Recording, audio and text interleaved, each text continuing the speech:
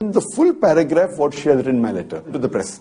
Because the paragraph clearly states that terrorist means a person who terrorizes. And its context. When a robber sees a policeman, he's terrified. So for the robber, the policeman is the terrorist.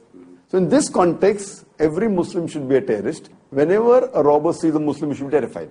Whenever a robber sees any anti-social element, he should be terrified. And I further go on to clarify that I know more commonly the word terrorist is used for a person who terrorizes an innocent human being.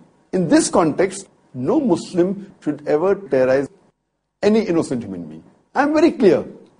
I have to tell the press that she has excluded me from entering UK because I said that no Muslim should even terrorize a single innocent human being. I go to the press and say that she has banned me, she has excluded me from UK because she objected on my one sentence that I said no Muslim should even terrorize a single innocent human being.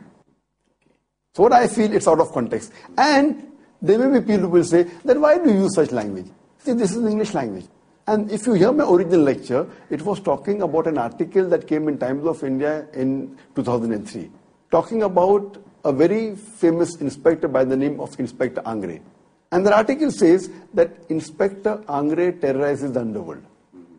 So in this context, I have said that this word terrorist means a person who terrorizes. So in this context, I said that whenever a robber sees a policeman, he is terrified. So in context, it is very clear. I am telling the Muslims that you should see to it that the anti-social element gets scared of the Muslim. At the same time, no Muslim should ever terrorize any innocent human being. It's absolutely clear. So I don't see any reason that why should this statement be objectionable to the UK government.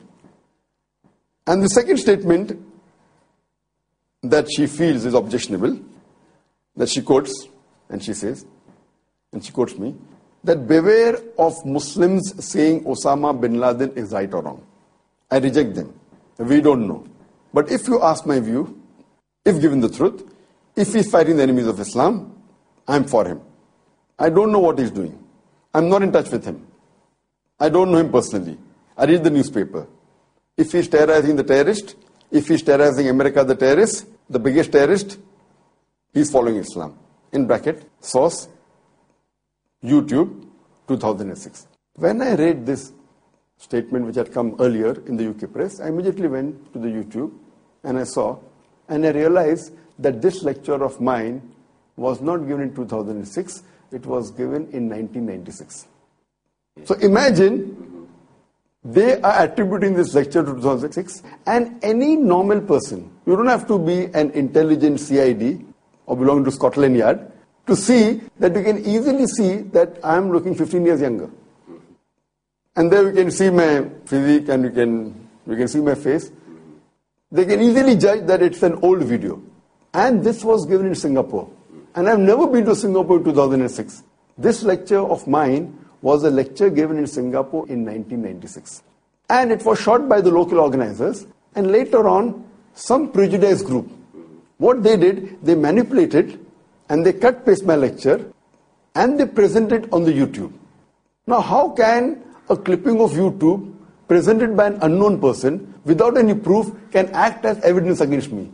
What I say, this clip is manipulated, and irrespective whether it's manipulated or not, this statement of mine that they're shown on YouTube was not given in 2006. It was given in 1996, which was 5 years before 9/11 attack. So how can they attribute this statement? And if you read in context, if this has been mentioned 5 years before, in no way can you attribute this statement to 9/11. And that's the explanation I gave in the press release, that this was manipulated. And this can never be as an evidence. So how can they attribute this statement? And if you read in context, if this has been mentioned 5 years before, in no way can you attribute this statement to 9/11. And that's the explanation I gave in the press release, that this was manipulated.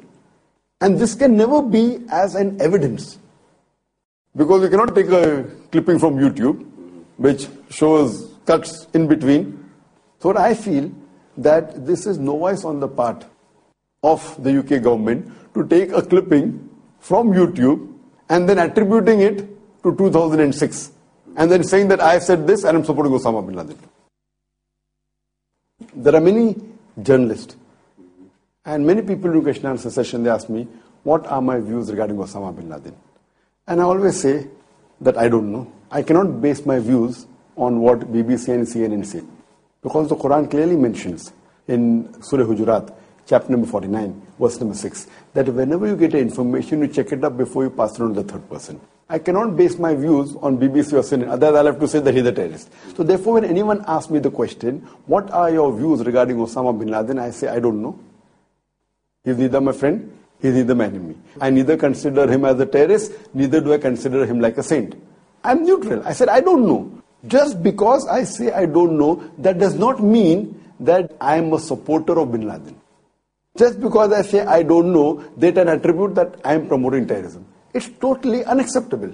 And I would like to ask a simple question to the Home Secretary of UK. That suppose, hypothetically, the UK government arrests Bin Laden today. And suppose he's going to have a trial after a few days in the UK High Court.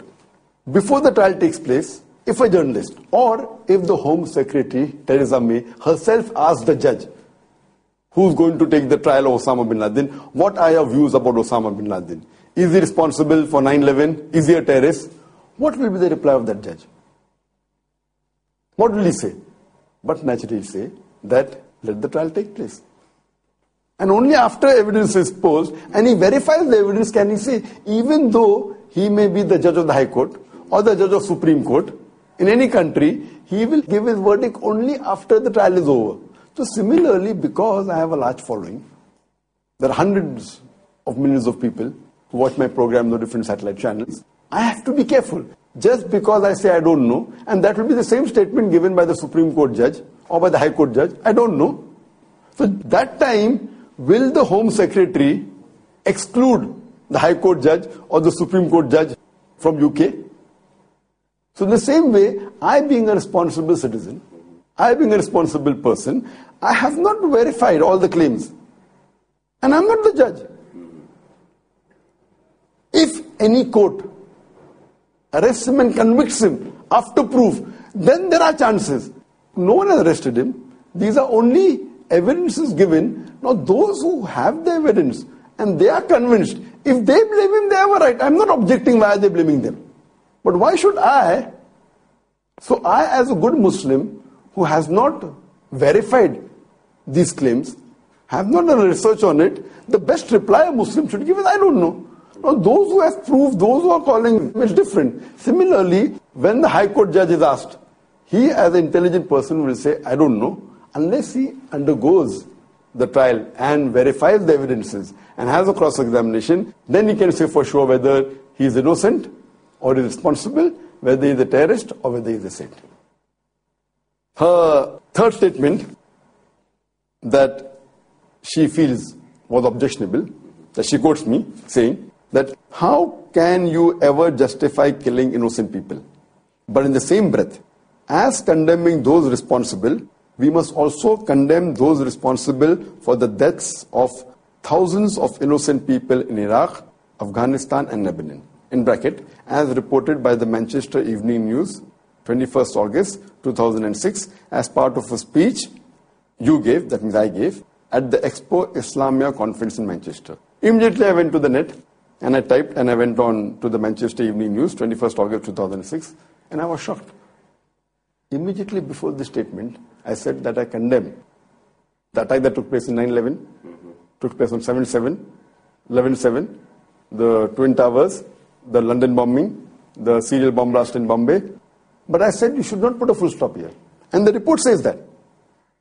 But in the same breath, and I've met many government officials, they call me, they invite me, we have a lunch, we have a dinner, we have a tea.